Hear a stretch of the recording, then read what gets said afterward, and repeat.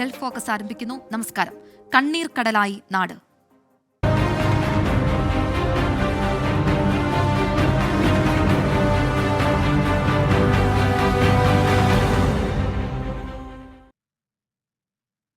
Kuwait ദുരന്തത്തിൽ മരിച്ച 23 മലയാളികൾക്ക് കേരളത്തിന്റെ അന്ത്യാഞ്ജലി. 12 പേരുടെ സംസ്കാരം ജന്മനാട്ടിൽ പൂർത്തിയായി. 23 മലയാളികൾ ഉൾപ്പെടെ 31 പേരുടെ മൃതദേഹം ഇന്ന് രാവിലെയാണ് കുവൈറ്റിൽ നിന്ന് എത്തിച്ചത്. മുഖ്യമന്ത്രിയും പ്രതിപക്ഷ നേതാവും കേന്ദ്രമന്ത്രിമാരും ഉൾപ്പെടെ നിരവധി പേർ വിമാനത്താവളത്തിൽ അന്തിമോപചാരം അർപ്പിച്ചു. മരിച്ചവരിൽ 4 പേരുടെ സംസ്കാരം നാളെ നടക്കും. കൊല്ലം സ്വദേശികളായ സാജൻ ജോർജ്, ലൂക്കോസ്, പത്തനംതിട്ട പന്തളം മുണ്ടിയൂർക്കോണം സ്വദേശി ആകാശ് ശശിധരൻ, കണ്ണൂർ കുറുവ സ്വദേശി അനീഷ് കുമാർ എന്നിവരുടെ സംസ്കാരമാണ് നാളെ നടക്കുക.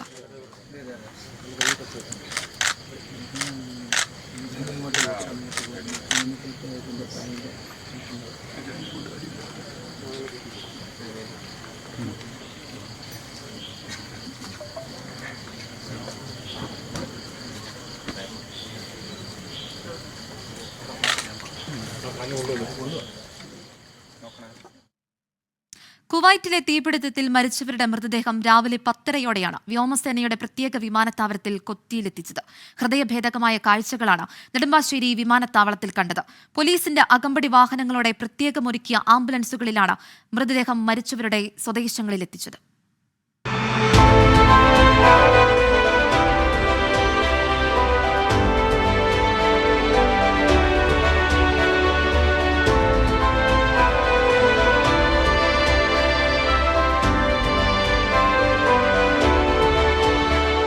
കോടീശ്വരന്മാരാകാനല്ല, ഒരു വീട് വെക്കാൻ, കുട്ടികളെ പഠിപ്പിക്കാൻ, മക്കളുടെ വിവാഹം നടത്താൻ. ഇതിനുവേണ്ടിയാണ് ഈ 45 പേരും പ്രവാസി ജീവിതം തിരഞ്ഞെടുത്തത്. പക്ഷേ അവരുടെ ഈ മടങ്ങിവരവ് ഹൃദയഭേദകമായിരുന്നു. ദുരന്തത്തിൽ കത്തിയമർന്ന സ്വപ്നങ്ങൾ ബാക്കിയാക്കി അവർ മടങ്ങി. ചേതനയേറ്റ ശരീരങ്ങളായി. പാതി പണിത വീട് പൂർത്തിയാക്കുന്നതും ആഗ്രഹിച്ചു വാങ്ങിയ കാറിൽ നാടു ചുറ്റുന്നതും ബാധ്യതകളില്ലാതെ ഒരു ദിവസമെങ്കിലും സ്വസ്ഥമായി ഉറങ്ങുന്നതുമൊക്കെ സ്വപ്നം കണ്ടവർ. കുഞ്ഞുങ്ങൾക്ക് സമ്മാനിക്കാൻ അവർക്കിഷ്ടപ്പെട്ട കളിപ്പാട്ടം വാങ്ങി സൂക്ഷിച്ചവർ. ചേതനയേറ്റ 45 ശരീരങ്ങളുമായി വ്യോമസേനയുടെ പ്രത്യേക വിമാനം രാവിലെ 10:30 നെടുമ്പാശ്ശേരി വിമാനത്താവളത്തിലെത്തിയപ്പോൾ കണ്ടുനിന്നവർക്കും കണ്ണുനീര.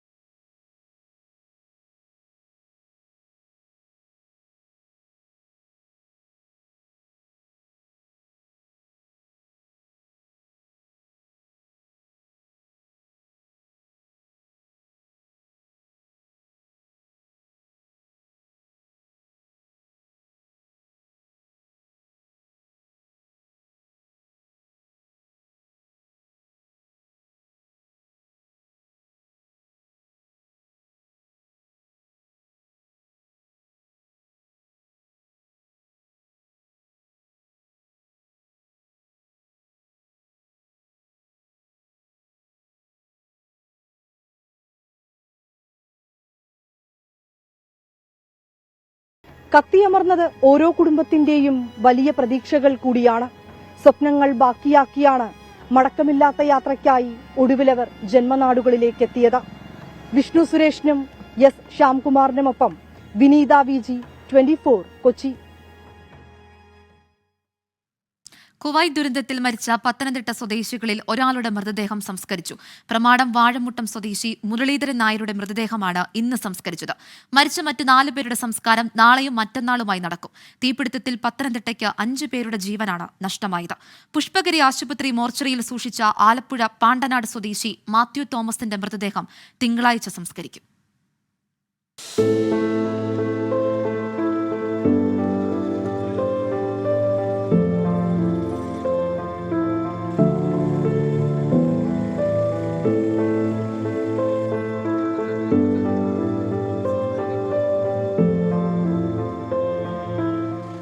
ഉച്ചയോടുകൂടി ആ സങ്കടവണ്ടികൾ ജില്ലാ അതിർത്തിയായ ഇടിഞ്ഞില്ലത്ത് ജില്ലാ ഭരണകൂടത്തിനായി കലക്ടർ മൃതദേഹങ്ങൾ ഏറ്റുവാങ്ങി. പ്രമാടം വാഴമുട്ടം സ്വദേശി മുരളീധരൻ നായർ നിശ്ചലനായി വീട്ടുവളപ്പിലേക്ക് കടന്നപ്പോൾ തന്നെ സങ്കടം അണപൊട്ടി.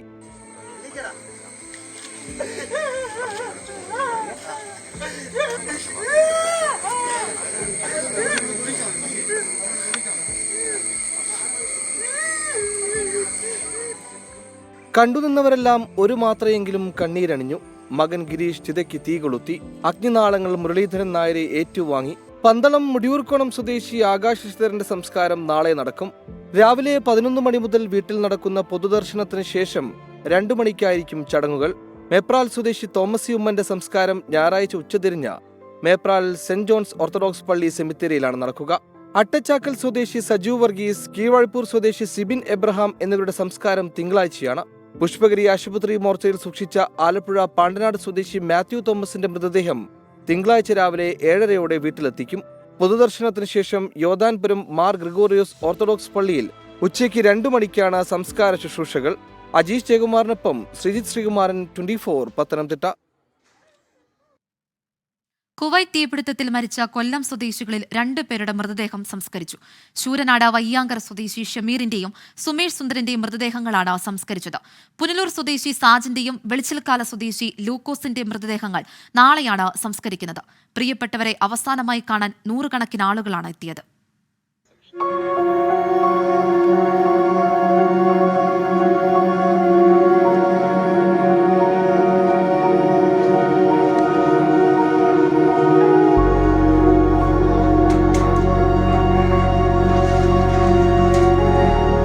പ്രതിസന്ധികൾ ജീവിതത്തിലേക്ക് പ്രളയം പോലെ ഒഴുകിയെത്തിയപ്പോഴാണ് പ്രവാസ ലോകത്തേക്ക് സുമേഷ് സുന്ദരൻ ചേക്കേറുന്നത്. കുടുംബത്തിന് തണലേകാൻ വേണ്ടിയായിരുന്നു നീണ്ട 15 വർഷം സുമേഷ് കൊടുംചൂടിൽ പണിയെടുത്തത്. പ്രതീക്ഷകളും സ്വപ്നങ്ങളും ബാക്കിയാക്കി സുമേഷിന്റെ ചേതനയേറ്റ ശരീരം വീട്ടിലേക്ക് എത്തിയപ്പോൾ ആർക്കും സങ്കടമടക്കാനായില്ല. സുമേഷിന്റെ ഏകമകൾ 7 വയസ്സുകാരി അവനിക സുമേഷിന് യാത്രാമൊഴി ചൊല്ലിയപ്പോൾ ഒരു നാട് ഒന്നാകെ തേങ്ങി.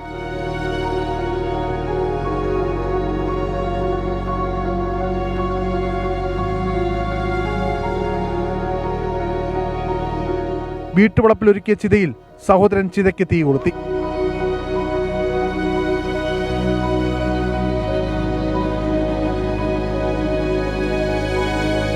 ശൂരനാട് വയ്യാങ്കര സ്വദേശി ഷമീറിന്റെ മൃതദേഹം വീട്ടിലെത്തിച്ച ശേഷം താമരക്കുളം ജുമാ മസ്ജിദ് ഖബർസ്ഥാനിൽ കബറടക്കി.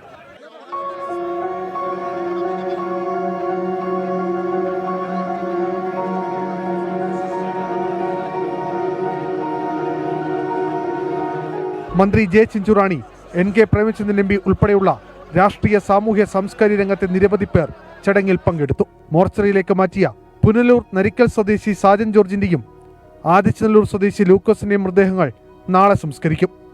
അരുൺ രാജ്, 24 കൊല്ലം. കുവൈറ്റിൽ തീപിടുത്തത്തിൽ മരിച്ച കോട്ടയത്തെ 3 പേരുടെയും മൃതദേഹം ബന്ധുക്കൾക്ക് കൈമാറി. ഉച്ചയോടെ നാട്ടിലെത്തിച്ച മൃതദേഹങ്ങൾ മോർച്ചറിയിലേക്ക് മാറ്റി. ഇത്തിത്താനം സ്വദേശി ശ്രീഹരിയുടെ മൃതദേഹം ഞായറാഴ്ച സംസ്കരിക്കും. പാമ്പാടി സ്വദേശി സ്റ്റെഫിന്റെയും പായിപ്പാട് സ്വദേശി ഷിബുവിന്റെയും സംസ്കാരം തിങ്കളാഴ്ചയാണ്. ഏറെ പ്രതീക്ഷകളുമായി പ്രവാസത്തിന് പോയവരുടെ ചേതനയേറ്റ ശരീരം ജന്മനാട്ടിലേക്കെത്തിയപ്പോൾ കുടുംബത്തിനൊപ്പം നാട്ടുകാരും വിതുമ്പിക്കരഞ്ഞു.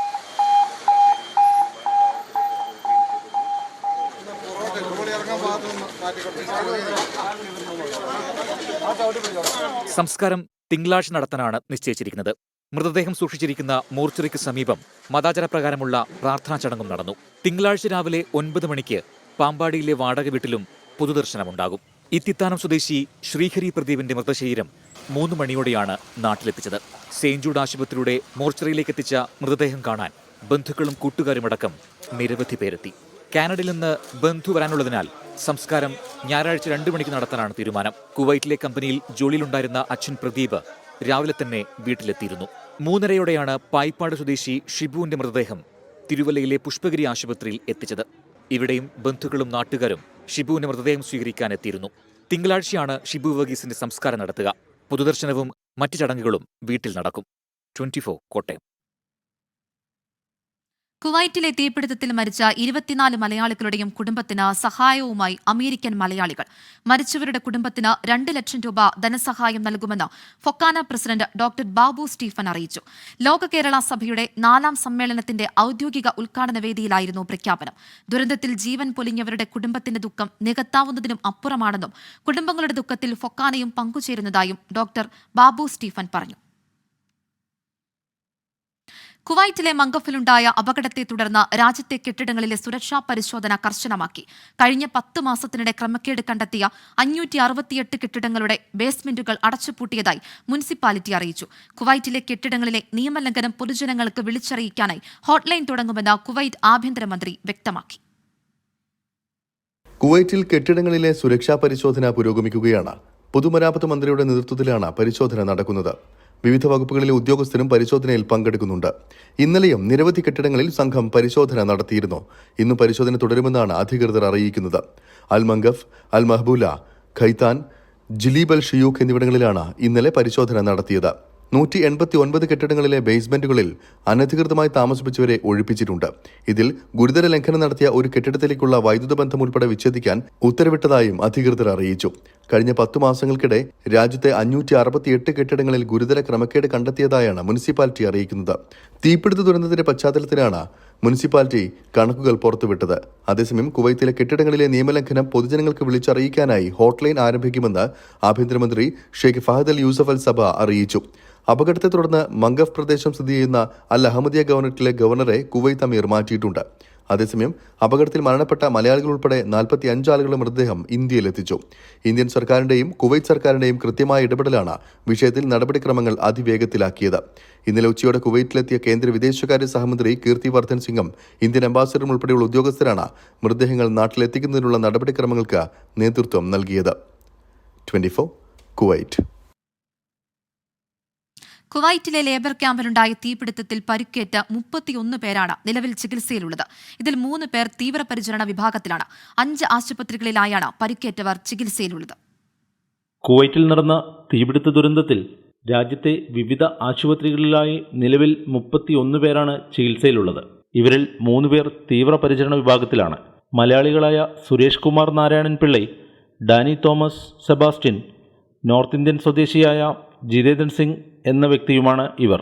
വർഷങ്ങളായി ഇവർ കമ്പനിയിൽ senior administration officer, engineer, foreman എന്നീ തസ്തികകളിൽ ജോലി ചെയ്തു വരുന്നവരാണ്. ഇവരിൽ മലയാളികളായ 2 പേരുടെ നില ഗുരുതരാവസ്ഥ തരണം ചെയ്തു വരുന്നതായുള്ള ആശ്വാസ വാർത്തയാണ് അധികൃതരിൽ നിന്നും നമുക്ക് ലഭിക്കുന്നത്. അതേസമയം നോർത്ത് ഇന്ത്യൻ സ്വദേശിയായ ജിതേന്ദ്രൻ സിംഗിന്റെ ആരോഗ്യനില വീണ്ടെടുക്കാൻ സമയമെടുക്കുമെന്നുമാണ് ആശുപത്രി അധികൃതരിൽ നിന്നും നിലവിൽ ലഭ്യമാവുന്ന വിവരം. മറ്റുള്ളവരുടെ സ്ഥിതി പരിശോധിച്ചാൽ 18 പേർ അദാൻ ആശുപത്രിയിലും 7 പേർ മുബാറക് അൽ കബീർ ആശുപത്രിയിലും 2 പേർ ജഹ്റ ആശുപത്രിയിലും ഒരാൾ ഫർവാനിയ ആശുപത്രിയിലുമാണുള്ളത്. ഇവരുടെ ആരോഗ്യസ്ഥിതിയിൽ ആശങ്കപ്പെടേണ്ട സാഹചര്യമില്ലെന്നും ആരോഗ്യനിലയിൽ നല്ല പുരോഗതിയുണ്ടെന്നും അധികൃതർ അറിയിച്ചു. അപകടത്തിൽ നമ്മെ വിട്ടുപിരിഞ്ഞ സഹോദരന്മാരുടെ കുടുംബത്തിന് 8 ലക്ഷം രൂപ അടിയന്തര സഹായം എത്രയും വേഗം നൽകുമെന്നും തുടർന്നങ്ങോട്ട് കുടുംബത്തോടൊപ്പം എന്നും കൂടെയുണ്ടാവുമെന്നും NBTC മാനേജ്മെന്റ് അറിയിച്ചു. നമ്മളെ വിട്ടുപിരിഞ്ഞ 49 സഹോദരന്മാരുടെ കുടുംബത്തോടൊപ്പം അവരുടെ ദുഃഖത്തിൽ പങ്കുചേരുന്നതായും കുടുംബത്തിലെ ഒരു അംഗത്തെപ്പോലെ കമ്പനി എന്നും അവർക്കൊപ്പം ഉണ്ടാവുമെന്നും NBTC മാനേജ്മെന്റ് ആവർത്തിച്ചു. ഗിരീഷ് ഒറ്റപ്പാലം, 24 കുവൈറ്റ്. ഹജ്ജ് കർമ്മങ്ങൾക്ക് തുടക്കമായി. തീർത്ഥാടക ലക്ഷങ്ങൾ തമ്പുകളുടെ നഗരമായ മിനായിലെത്തി. നാളെയാണ് ഹജ്ജിന്റെ പ്രധാന ചടങ്ങായ അറഫ സംഗമം. മിന, അറഫ തുടങ്ങിയ സ്ഥലങ്ങളിലായി 6 ദിവസം നീണ്ടു നിൽക്കുന്നതാണ് ഹജ്ജ് കർമ്മങ്ങൾ. ത്യാഗത്തിന്റെയും സാഹോദര്യത്തിന്റെയും സന്ദേശം ഉയർത്തിപ്പിടിച്ചുകൊണ്ട് ലോകത്തിന്റെ നാനാദിക്കുകളിൽ നിന്നെത്തിയ 20 ലക്ഷത്തോളം തീർത്ഥാടകർ മിനായിൽ തമ്പടിച്ചിരിക്കുകയാണ്. ഇന്ന് മിനായിൽ താമസിക്കുന്നതോടെയാണ് ഹജ്ജ് കർമ്മങ്ങൾ ആരംഭിക്കുന്നത്. നാളെ അറഫ സംഗമത്തിനുള്ള തയ്യാറെടുപ്പായാണ് ഇന്നത്തെ മിനായിലെ താമസം കണക്കാക്കപ്പെടുന്നത്. യൗമു തർവിയ അഥവാ വിശ്രമദിനം എന്നാണ് ഈ ദിവസം അറിയപ്പെടുന്നത്. അതുകൊണ്ട് തന്നെ ഇന്ന് പ്രത്യേകിച്ച് മറ്റു ആരാധനാ കർമ്മങ്ങളൊന്നും തീർത്ഥാടകർക്ക് നിർവഹിക്കാനില്ല. നാളെ നടക്കുന്ന ഹജ്ജിന്റെ പ്രധാന കർമ്മമായ അറഫ സംഗമത്തിനായി പുലർച്ചെ മുതൽ തീർത്ഥാടകർ മിനായിൽ നിന്ന് യാത്ര തിരിക്കും. നാളെ പകൽ മുഴുവൻ അറഫയിൽ സംഗമിച്ച് ഹാജിമാർ പാപമോചന പ്രാർത്ഥനകളിലും മറ്റു ആരാധനാ കർമ്മങ്ങളിലും മുഴുകും. സൂര്യൻ അസ്തമിക്കുന്നതോടെ അറഫയിൽ നിന്ന് മുസ്ദലിഫയിലേക്ക് നീങ്ങും. നാളെ രാത്രി മുസ്ദലിഫയിലെ തുറന്ന മൈതാനത്ത് കഴിച്ചുകൂട്ടുന്ന തീർത്ഥാടകർ മീനായിലെ ജംറകളിൽ എറിയാനുള്ള കല്ലുകൾ ശേഖരിക്കും. ഞായറാഴ്ച രാവിലെ മുസ്ദലിഫയിൽ നിന്നും മിനായിൽ തിരിച്ചെത്തി ജംറയിൽ കല്ലേർ കർമ്മം നടത്തും. ബലിപെരുന്നാൾ ദിവസമായ ഞായറാഴ്ച തീർത്ഥാടകർ ബലി നൽകുകയും മുടിയെടുക്കുകയും വിശുദ്ധ കഅബയെ പ്രദക്ഷിണം വെക്കുകയും ചെയ്ത ശേഷം ഇഹ്റാമിന്റെ പ്രത്യേക വസ്ത്രം മാറ്റി സാധാരണ വസ്ത്രം ധരിക്കും. ഞായർ, തിങ്കൾ, ചൊവ്വ ദിവസങ്ങളിൽ മിനായിലെ തമ്പുകളിൽ താമസിച്ച് ഹാജിമാർ 3 ജംറകളിലും കല്ലേർ കർമ്മം നിർവഹിക്കും. ബുധനാഴ്ചയോടെ കർമ്മങ്ങൾ പൂർത്തിയാക്കി എല്ലാ തീർത്ഥാടകരും മിനായോട് വിട പറയും. അനധികൃത തീർത്ഥാടകരെ തടയാൻ ശക്തമായ പരിശോധനയാണ് നടക്കുന്നത്. നുസുക്ക് കാർഡുള്ള തീർത്ഥാടകരെ മാത്രമാണ് മിനായിലേക്ക് പ്രവേശിപ്പിക്കുന്നത്. പുണ്യസ്ഥലങ്ങൾക്കിടയിൽ തീർത്ഥാടകർക്ക് യാത്ര ചെയ്യാൻ മെട്രോ സർവീസും ബസ് സൗകര്യങ്ങളുമെല്ലാം ഏർപ്പെടുത്തിയിട്ടുണ്ട്. സൗദി ഭരണാധികാരി സൽമാൻ രാജാവിന്റെയും കിരീടാവകാശി മുഹമ്മദ് ബിൻ സൽമാൻ രാജകുമാരന്റെയും മേൽനോട്ടത്തിലാണ് കർമ്മങ്ങൾ പുരോഗമിക്കുന്നത്. മിനായിൽ നിന്നും ജലീൽ കണ്ണമംഗലം, 24. ഹജ്ജ് തീർത്ഥാടകരെല്ലാം ഏറെ പ്രതീക്ഷയോടെയാണ് നാളത്തെ അറഫ സംഗമത്തിനായുള്ള കാത്തിരിപ്പിൽ. മിനായിലെ തമ്പുകളിൽ ഇപ്പോൾ പ്രാർത്ഥനയുമായി കഴിയുന്ന ഹാജിമാർ ഇന്ന് രാത്രിയോടെ തന്നെ അറഫയിലേക്ക് നീങ്ങി തുടങ്ങും. മിനായിൽ നിന്നും ജലീൽ കണ്ണമംഗലം തയ്യാറാക്കിയ റിപ്പോർട്ട്. ഹജ്ജ് കർമ്മങ്ങൾ ആരംഭിച്ചു. ഇന്ന് ആദ്യത്തെ ദിവസം തീർത്ഥാടകരെല്ലാം ഇപ്പോൾ മീനായിലാണുള്ളത്. മീനായിലെ തമ്പുകളിൽ 20 ലക്ഷത്തോളം വരുന്ന തീർത്ഥാടകരാണ് തമ്പടിച്ചിരിക്കുന്നത്. ഇന്ന് ഉച്ചയോടെ തന്നെ തീർത്ഥാടകരെല്ലാം മീനായിലെത്തി. മുൻ വർഷങ്ങളെക്കാൾ കൂടുതൽ സൗകര്യം ഇത്തവണ മീനായിൽ ഒരുക്കിയിട്ടുണ്ട്. തമ്പുകളായാലും അതോടൊപ്പം തന്നെ ഭക്ഷണ ഒക്കെ ആയാലും വളരെ വിപുലമായ സൗകര്യങ്ങളാണ് ഒരുക്കിയിട്ടുള്ളത്. നമുക്ക് കാണാം, ഇപ്പോൾ ഈ മീനായിലെ 5 കാറ്റഗറി 5 സോണുകളായിട്ട് തിരിച്ചിരിക്കുകയാണ്. അതിൽ രണ്ടാമത്തെ സോണിൽപ്പെട്ട ഒരു തമ്പാണ് ഈ കാണുന്നത്. തീർത്ഥാടകർക്ക് വളരെ മെച്ചപ്പെട്ട സൗകര്യം, മുൻ വർഷങ്ങളെക്കാൾ വളരെ മെച്ചപ്പെട്ട സൗകര്യമാണ് ഇവിടെ ഒരുക്കിയിരിക്കുന്നത്. ഇതിൽപ്പെട്ട ഒരു തീർത്ഥാടകൻ നമുക്ക് നാളെ, ഇന്നത്തെ മീനായിലെ താമസം എന്ന് പറഞ്ഞാൽ നാളത്തെ അറഫ സംഗമത്തിനായുള്ള തയ്യാറെടുപ്പാണ്. യൗമു തർവിയ എന്നാണ് അറിയപ്പെടുന്നത്, അതായത് വിശ്രമ ദിവസം. ഇന്ന് കാര്യമായ മറ്റുള്ള കർമ്മങ്ങളൊന്നും തീർത്ഥാടകർക്ക് നിർവഹിക്കാനില്ല. അതുകൊണ്ട് തന്നെ നാളത്തെ അറഫ സംഗമത്തിനായുള്ള തയ്യാറെടുപ്പിലാണ് തീർത്ഥാടകർ. എന്താണ് നാളെ അറഫയിൽ തീർത്ഥാടകർ നിർവഹിക്കാൻ പോകുന്നത്, എന്താണ് അറഫ സംഗമത്തിൻ്റെ പ്രത്യേകത എന്ന് ഇവരോട് തന്നെ നമുക്ക് ചോദിക്കാം. ഉസ്താദ് ഒന്ന് പറയുമോ, എന്താണ് അറഫ സംഗമം നാളത്തെ? അതിനുവേണ്ടിയുള്ള കാത്തിരിപ്പിലാണ് തീർത്ഥാടകരെല്ലാം. വിശുദ്ധ ഹജ്ജ് കർമ്മത്തിൻ്റെ അതിൻ്റെ ഏറ്റവും ആദ്യത്തെ പ്രാരംഭഘട്ടമാണ് ഈ മിനയിൽ ഉണ്ടാവുക എന്ന് പറയുന്നത്. മിനയിൽ ഒരു ഹാജി വന്നെത്തുന്നത് ഹജ്ജിൻ്റെ ഏറ്റവും സുപ്രധാനമായ ദുൽഹജ്ജ് 9 അറഫ സംഗമത്തിന് വേണ്ടി അവൻ്റെ മനസ്സും ശരീരവും ആത്മാവുമൊക്കെ സജ്ജമാവുക എന്ന ലക്ഷ്യത്തിലാണ്. കാരണം ഈ മിന എന്ന് പറയുന്നത് നമുക്കെല്ലാവർക്കും അറിയും പോലെ തന്നെ സ്വന്തം താല്പര്യങ്ങളെക്കാൾ ഉപരിയായി സൃഷ്ടാവായ അള്ളാഹുവിൻ്റെ താല്പര്യത്തെ പരിഗണിക്കുക എന്ന വലിയ ഒരു ഇബ്രാഹീമി ചരിത്രത്തിൻ്റെ അലൈഹിസ്സലാം അതിൻ്റെ ഒരു ഭാഗമായിട്ടാണ് ഈ മിനായുടെ ചരിത്രം തന്നെ അങ്ങനെയാണ്. അപ്പോൾ മിനയിൽ വരുന്ന ഒരു ഹാജി അവൻ്റെ സ്വന്തം ഇച്ഛകളെയും താല്പര്യങ്ങളെയും ഒക്കെ അവഗണിച്ചുകൊണ്ട് അള്ളാഹുവിൻ്റെ സർവശക്തനായ അള്ളാഹുവിൻ്റെ ഇഷ്ടങ്ങളെ പൂർണ്ണമായും ഉൾക്കൊള്ളാനുള്ളൊരു മനസ്സ് രൂപപ്പെട്ടതിന് ശേഷം നാളെ അവൻ അറഫയിലേക്ക് പോവുകയാണ്. പ്രവാചക തിരുമേനി സല്ലല്ലാഹു അലൈഹി വസല്ലം തങ്ങൾ അവിടുത്തെ അവസാനത്തെ ഹജ്ജിൽ അറഫയിൽ സമ്മേളിച്ച് അവിടുത്തെ അനുചരന്മാർക്ക് നൽകിയ ഏറ്റവും പ്രൗഢോജ്വലമായ മാനവിക സംസ്കാരത്തിൻ്റെയും മനുഷ്യാവകാശത്തിൻ്റെയും ഒക്കെ ആ പ്രഖ്യാപനത്തിൻ്റെ ഓർമ്മകൾ പുതുക്കുന്ന ഒരു കർമ്മം കൂടിയാണ് അറഫ എന്ന് പറയുന്നത്. നാളെ ഉച്ചയ്ക്ക് ശേഷം ദുൽഹജ്ജ് 9 ഉച്ചയ്ക്ക് ശേഷമാണ് ഹാജിമാർ മുഴുവനും അറഫയിൽ സമ്മേളിക്കുന്നത്. അറഫയുടെ സന്ദേശം 2 കാര്യങ്ങളാണ്. സൃഷ്ടാവായ അള്ളാഹുവിനോടുള്ള എല്ലാ കടമകളും ഉത്തരവാദിത്തങ്ങളും നിർവഹിക്കുക, മനുഷ്യനോടുള്ള എല്ലാ ഉത്തരവാദിത്തങ്ങളും പൂർണ്ണമായും നിർവഹിക്കുക. അപ്പോൾ സൃഷ്ടാവിനോടും സൃഷ്ടികളോടുമുള്ള പൂർണ്ണമായ കടപ്പാടുകളും ഉത്തരവാദിത്തങ്ങളും നിറവേറ്റാൻ സാധിക്കുമെന്ന ഉറച്ച മനസ്സോടെ അതിനുള്ള നിരന്തരമായ പ്രാർത്ഥനയോടുകൂടിയാണ് ഹാജിമാർ അറഫയിൽ സമ്മേളിക്കുന്നതും ഹജ്ജിൻ്റെ ആത്മാവും അതുതന്നെയാണ്. എല്ലാവരും വളരെ സന്തോഷത്തോടു കൂടിയാണ് ഈ ഹജ്ജ് കർമ്മത്തിന് വേണ്ടി എത്തിയിട്ടുള്ളത്. ഹാജിമാരെല്ലാവരും വളരെ സുരക്ഷിതരായ ഒരു അവസ്ഥയിലാണ് നിലവിൽ മിനയിലുള്ളത്. അപ്പോൾ അതാണ് അറഫ സംഗമത്തിനായുള്ള ഏറെ പ്രതീക്ഷയോടെ കാത്തിരിക്കുകയാണ് തീർത്ഥാടകരെല്ലാം. ഇന്ന് രാത്രിയോടെ തന്നെ തീർത്ഥാടകരിൽ പലരും അറഫയിലേക്ക് നീങ്ങും. ഏതായാലും അറഫ സംഗമവും മുസ്ദലിഫയിലെ താമസവും കഴിഞ്ഞ് മറ്റന്നാൾ രാവിലെ തീർത്ഥാടകരെല്ലാം മീനായിൽ തിരിച്ചെത്തും. മീനായിൽ നിന്നും ജലീൽ കണ്ണമംഗലം, 24. ഹജ്ജ് കർമ്മങ്ങളുടെ ആദ്യ ദിവസമായ ഇന്ന് തീർത്ഥാടകർ ഉള്ളത് തമ്പുകളുടെ നഗരമായ മിനായിലാണ്. മുൻ വർഷങ്ങളെക്കാൾ മെച്ചപ്പെട്ട സൗകര്യമാണ് മിനായിൽ ഒരുക്കിയിട്ടുള്ളത്. നാളെ നടക്കുന്ന അറഫ സംഗമത്തിനായി ഇന്ന് രാത്രി മുതൽ തീർത്ഥാടകർ യാത്ര തിരിക്കും. അള്ളാഹുവിന്റെ വിളിക്കുത്തരം നൽകി തീർത്ഥാടക ലക്ഷങ്ങൾ മിനായിൽ തമ്പടിച്ചിരിക്കുകയാണ്. മക്കയിലെ താമസ സ്ഥലങ്ങളിൽ നിന്നും മിനായിലേക്ക് ഇന്നലെ രാത്രി ആരംഭിച്ച പ്രയാണം ഇന്ന് ഉച്ചയോടെയാണ് ഏതാണ്ട് പൂർത്തിയായത്. അനധികൃത ഹാജിമാരെ തടയാൻ കനത്ത സുരക്ഷയിലാണ് തീർത്ഥാടകരെ മിനായിലെത്തിച്ചത്. മലയാളികൾ ഉൾപ്പെടെ ഇന്ത്യയിൽ നിന്നുള്ള പല തീർത്ഥാടകരും ഇന്നാണ് മീനായിലെത്തിയത്. തമ്പുകളിൽ പ്രാർത്ഥനകളും മറ്റു ആരാധനാകർമ്മങ്ങളുമായി കഴിയുകയാണ് തീർത്ഥാടകർ. ശരിക്കും നമ്മൾ വിചാരിച്ചതിനേക്കാളും അൽഹംദുലില്ലാ അള്ളാഹുവിനെ എത്ര സ്തുതിച്ചാലും മതിയാവില്ല. നല്ല രീതിയിലുള്ള ഒരു വെൽക്കമാണ് ഇവിടെ കിട്ടിയിട്ടുള്ളത്. അതുപോലെ നമുക്ക് വീൽ ചെയറിന്റെ ആവശ്യം വന്നപ്പോഴത്തേക്കും വീൽ ചെയർ കുന്തി തരാനും എല്ലാത്തിനും ആൾക്കാർ ഇവിടെ ഉണ്ടായിരുന്നു. ബാത്റൂം ഒക്കെ വളരെ അടുത്താണ്, വളരെ നീറ്റാണ് അൽഹംദുലില്ലാ സോഫാർ. അതുപോലെ തന്നെ ജംറയുടെ വളരെ അടുത്ത് തന്നെയുള്ള ടെന്റ് നമുക്ക് കിട്ടിയിട്ടുണ്ട്. എല്ലാത്തിനും അള്ളാഹുവിനോട് സ്തുതിക്കുന്നു. അൽഹംദുലില്ലാ. ഇന്ത്യൻ ഹജ്ജ് കമ്മിറ്റി വഴിയെത്തിയ തീർത്ഥാടകരെല്ലാം ഇത്തവണ മിനായുടെ പരമ്പരാഗത അതിർത്തിക്കുള്ളിലാണ് താമസം. സ്വകാര്യ ഗ്രൂപ്പുകളിലെ ഭൂരിഭാഗം തീർത്ഥാടകരും അതിർത്തിക്ക് പുറത്ത് ന്യൂ മിനായിലുമാണ്. എന്നാൽ സ്വകാര്യ ഗ്രൂപ്പിലെ ചില തീർത്ഥാടകർക്ക് അതിർത്തിക്കുള്ളിൽ തന്നെ താമസ സൗകര്യം ലഭിച്ചിട്ടുണ്ട്. മുൻ വർഷങ്ങളെക്കാൾ മെച്ചപ്പെട്ട സേവനമാണ് ഇത്തവണ തമ്പുകളിൽ ലഭിക്കുന്നത്. താമസ സൗകര്യവും ഭക്ഷണവുമെല്ലാം ഏറെ മെച്ചപ്പെട്ടു. നാളെയാണ് അറഫ സംഗമം. ഇതിനായി ഇന്ന് രാത്രിയോടെ തന്നെ തീർത്ഥാടകർ മിനായിൽ നിന്ന് യാത്ര തിരിക്കും. മിനായിൽ നിന്നും ജലീൽ കണ്ണമംഗലം, 24. ഖത്തറിൽ വാഹനാപകടത്തിൽ 2 മലയാളി യുവാക്കൾ മരിച്ചു. തൃശൂർ വടക്കേക്കാട് സ്വദേശി മച്ചിങ്ങൽ മുഹമ്മദ് തൊയ്ബ് ഹംസ, തൃശൂർ വടക്കാഞ്ചേരി സ്വദേശി മുഹമ്മദ് ഹബീൽ എന്നിവരാണ് മരിച്ചത്. ഇന്ന് വൈകിട്ട് മാൾ ഓഫ് ഖത്തറിന് സമീപം ഇവർ സഞ്ചരിച്ചിരുന്ന വാഹനം മറിഞ്ഞാണ് അപകടമുണ്ടായത്. 2 പേരും തൽക്ഷണം മരിച്ചു. വാഹനത്തിലുണ്ടായിരുന്ന മറ്റു 3 പേർ തീവ്രപരിചരണ വിഭാഗത്തിൽ ചികിത്സയിലാണ്. ഇവരുടെ പരിക്ക് ഗുരുതരമല്ലെന്നാണ് പ്രാഥമിക വിവരം. ദുബായ് സമ്മർ സർപ്രൈസിനോടനുബന്ധിച്ച് ഉപഭോക്താക്കൾക്ക് മികച്ച ഓഫറുകൾ സമ്മാനിക്കാനൊരുങ്ങി Dubai jewellery group. City of gold surprise എന്ന പേരിൽ അടുത്ത മാസം 20 വരെ നീണ്ടുനിൽക്കുന്ന ക്യാമ്പയിനാണ് ജ്വല്ലറി ഗ്രൂപ്പ് ആരംഭിച്ചിരിക്കുന്നത്.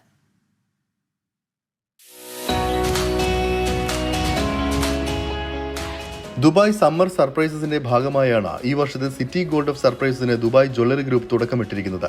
ക്യാമ്പയിനിലൂടെ താമസക്കാർക്കും പ്രവാസി ഉപഭോക്താക്കൾക്കും സമാനതകളില്ലാത്ത ഷോപ്പിംഗ് അനുഭവമാണ് ലക്ഷ്യമിടുന്നതെന്ന് ദുബായ് ജ്വല്ലറി ഗ്രൂപ്പ് ബോർഡ് മെമ്പറും മാർക്കറ്റിംഗ് കമ്മിറ്റി ചെയർപേഴ്സണുമായ ലൈല സുഹൈൽ പറഞ്ഞു. ക്യാമ്പയിൻ കാലയളവിൽ പങ്കെടുക്കുന്ന ഔട്ട്ലെറ്റുകളിൽ നിന്ന് 500 ദിർഹത്തിൽ കൂടുതൽ ചെലവഴിക്കുന്ന ഉപഭോക്താക്കൾക്ക് സ്വർണം, വജ്രം, മുത്ത്, ആഭരണങ്ങൾ എന്നിവയിൽ വിലക്കുറവ് ലഭിക്കും. അതോടൊപ്പം 1,00,000 ദിർഹം വരെ വിലയുള്ള സ്വർണ്ണ വൗച്ചറുകൾ നേടാനുള്ള അവസരവും ഉപഭോക്താക്കൾക്ക് ലഭിക്കുമെന്നും അധികൃതർ അറിയിച്ചു. പ്രീമിയം ജ്വല്ലറി കളക്ഷനുകളുടെ പ്രത്യേക സെക്ഷൻ പകുതി വിലയിൽ ലഭ്യമാക്കുന്നത് ഉപഭോക്താക്കൾക്ക് മികച്ച നിക്ഷേപത്തിനുള്ള അവസരമായി വിനിയോഗിക്കാനാവുന്നതാണെന്നും ബന്ധപ്പെട്ടവർ വ്യക്തമാക്കി. ദുബായിലെ സ്വർണ്ണ വ്യവസായ മേഖലയിലെ വ്യാപാരികളുടെ സംഘടനയായ ദുബായ് ജ്വല്ലറി ഗ്രൂപ്പിന് കീഴിൽ സ്വർണ്ണ ആഭരണ നിർമ്മാതാക്കൾ, മൊത്ത ചില്ലറ വ്യാപാരികൾ എന്നിവരടക്കം 400-ലേറെ അംഗങ്ങളുണ്ട്. ക്യാമ്പയിൻ അടുത്ത മാസം 20 വരെ നീണ്ടു നിൽക്കും. അരുൺ പാറാട്ട്, 24, ദുബായ്. രക്തദാന ദിനത്തോടനുബന്ധിച്ച് വിപുലമായ രക്തദാന ക്യാമ്പ് സംഘടിപ്പിച്ച ദുബായ് എമിഗ്രേഷൻ. എന്റെ രക്തം എന്റെ നാടിന് എന്ന പേരിൽ നടന്ന പരിപാടിയിൽ സ്വദേശികളും വിദേശികളും ഉൾപ്പെടെ നിരവധി ആളുകൾ പങ്കെടുത്തു. ദുബായ് ആരോഗ്യ വകുപ്പുമായും ദുബായ് രക്തദാന കേന്ദ്രവുമായും സഹകരിച്ചാണ് ദുബായ് എമിഗ്രേഷൻ പരിപാടി നടത്തിയത്. അൽ ജാഫ്ലിയ ഓഫീസ് പരിസരത്ത് നടന്ന ക്യാമ്പിൽ സ്വദേശികളും വിദേശികളുമായ 62 ജീവനക്കാർ പങ്കെടുത്തു. മനുഷ്യസ്നേഹം മുൻനിർത്തി മുന്നോട്ട് പോവുക എന്നുള്ള GDRFയുടെ തുടർച്ചയായ തീരുമാനത്തിന്റെ ഭാഗമായാണ് ക്യാമ്പ് സംഘടിപ്പിച്ചതെന്നും സാമൂഹിക ഉത്തരവാദിത്വം വളർത്തുകയും സമൂഹത്തിനുള്ള ജീവകാരുണ്യ പ്രവർത്തനങ്ങൾ പ്രോത്സാഹിപ്പിക്കുകയും ചെയ്യുക എന്ന ലക്ഷ്യത്തോടെ നടത്തിയ ക്യാമ്പിന്റെ വിജയം നൽകുന്ന സന്ദേശം വളരെ വലുതാണെന്നും GDRFA അധികൃതർ വ്യക്തമാക്കി. വിവിധ സ്ഥാപനങ്ങൾ തമ്മിലുള്ള സഹകരണം വളർത്തുന്നതിനുള്ള സന്ദേശം ഈ ക്യാമ്പ് നൽകുന്നുവെന്ന് ഉദ്യോഗസ്ഥരും പറഞ്ഞു. ജീവനക്കാരെയും സമൂഹത്തിലെ എല്ലാ അംഗങ്ങളെയും രക്തദാന സംസ്കാരം വളർത്താൻ പ്രോത്സാഹിപ്പിക്കുന്നതിനായി ഇത്തരം പരിപാടികൾ വരും ദിവസങ്ങളിലും സംഘടിപ്പിക്കുമെന്നും അധികൃതർ കൂട്ടിച്ചേർത്തു. അരുൺ പാറാട്ട്, 24, ദുബായ്.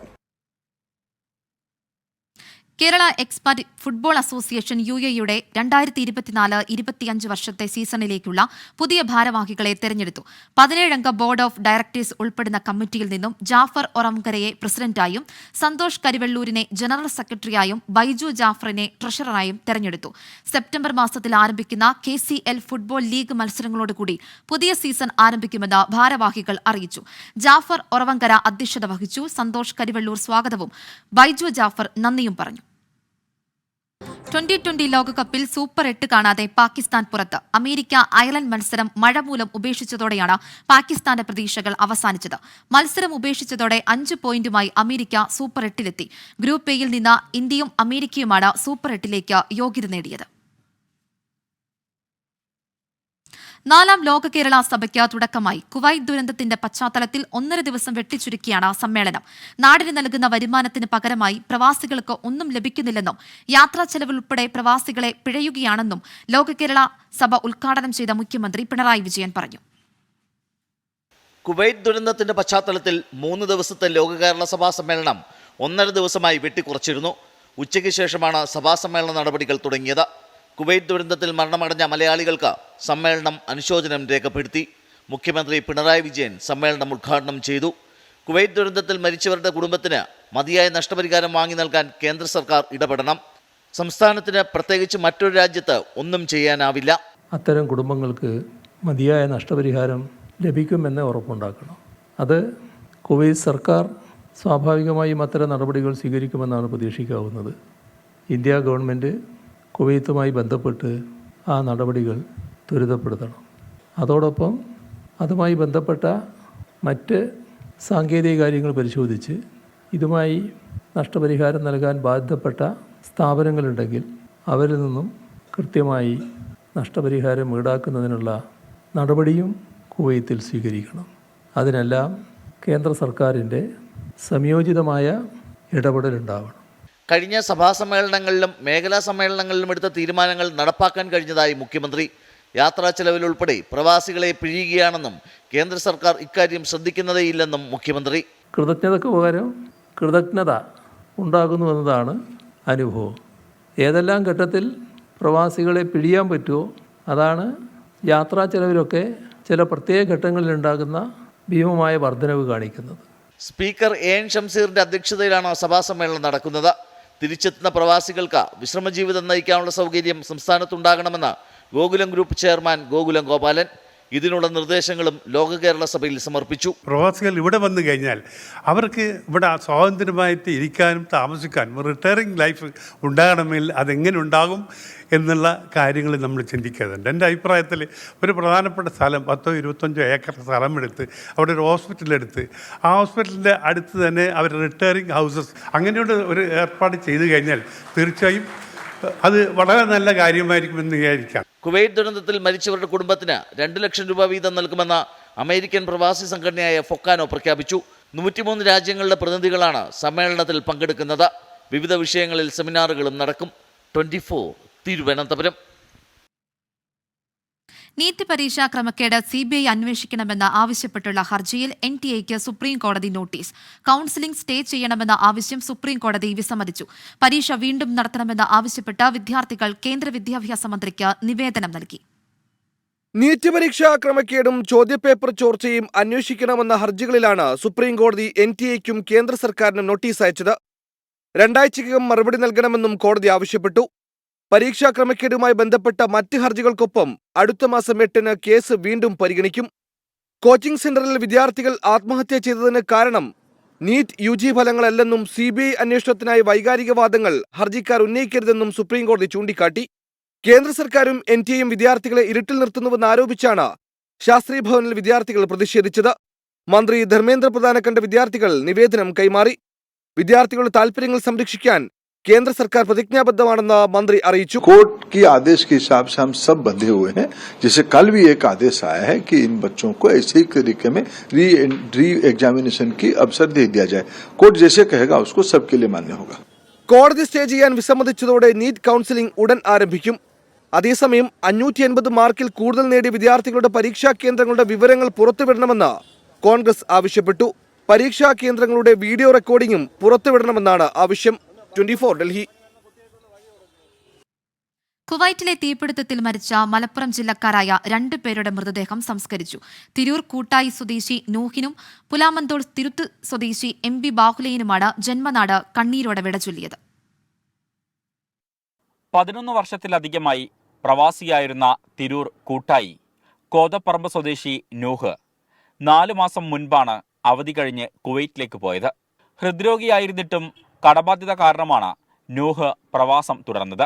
ഭാര്യയും 3 പെൺകുട്ടികളും അടങ്ങുന്ന കുടുംബത്തിന്റെ ഏക അത്താണിയായിരുന്നു നൂഹ്.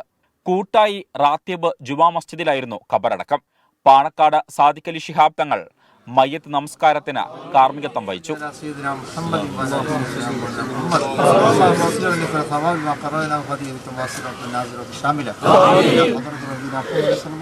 പ്രായമായ അച്ഛനും അമ്മയും അടങ്ങുന്ന കുടുംബത്തിന്റെ ഏക ആശ്രയമായിരുന്നു പുലാമന്തോൾ തിരുത്ത് സ്വദേശിയായ MP ബാഹുലയൻ.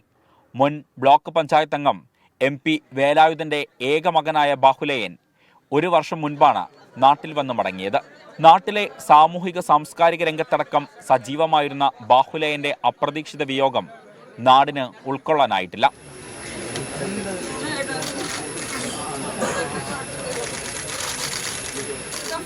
ഷൊർണൂർ ശാന്തിതീരം ശ്മശാനത്തിലാണ് ബാഹുലയന്റെ സംസ്കാര ചടങ്ങുകൾ നടന്നത്. 24 മലപ്പുറം. കുവൈറ്റ് തീപിടുത്തത്തിൽ മരിച്ച തിരുവനന്തപുരം സ്വദേശികളായ അരുൺ ബാബുവിനും ശ്രീജേഷിനും കണ്ണീരിൽ കുതിർന്ന യാത്രയയപ്പ് നൽകി ജന്മനാട്.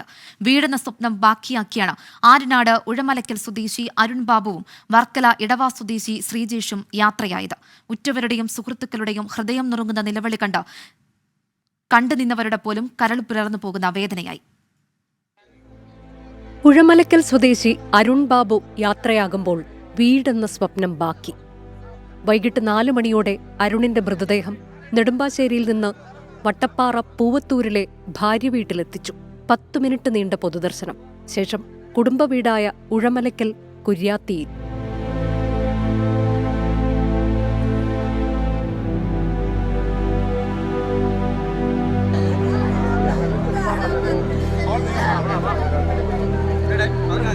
ആറു മണിയോടെ സംസ്കാര ചടങ്ങുകൾക്കായി വീടിന് സമീപത്തെ പുരയിടത്തിലേക്ക് മൃതദേഹം എത്തിച്ചു. അച്ഛനും സഹോദരിയും ഉറങ്ങുന്ന അതേ മണ്ണിൽ അരുൺ ബാബുവിനും അന്ത്യവിശ്രമം.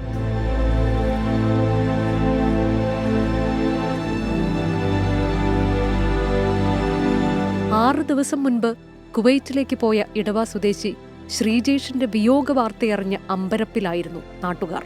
നെടുമ്പാശ്ശേരി വിമാനത്താവളത്തിൽ നിന്ന് 5 മണിയോടെ ഇലകമൺ കേടാകുളത്തെ സഹോദരിയുടെ വീട്ടിലേക്ക് ശ്രീജേഷിന്റെ മൃതദേഹം എത്തിച്ചു. സഹോദരി ആരതിയും ഭർത്താവ് രാജേഷും അബുദാബിയിൽ നിന്ന് തൊട്ടു പിന്നാലെ എത്തി.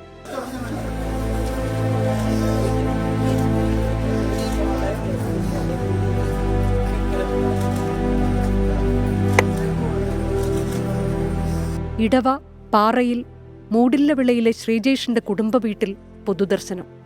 സ്വപ്ന വീടിനായി കിട്ടിയ ബേസ്മെന്റിന് പുറത്ത് കിടത്തിയിരുന്ന ശ്രീജേഷിനെ അവസാനമായി ഒരു നോക്ക് കാണാൻ നാട്ടുകാർ തിങ്ങി നിറഞ്ഞു.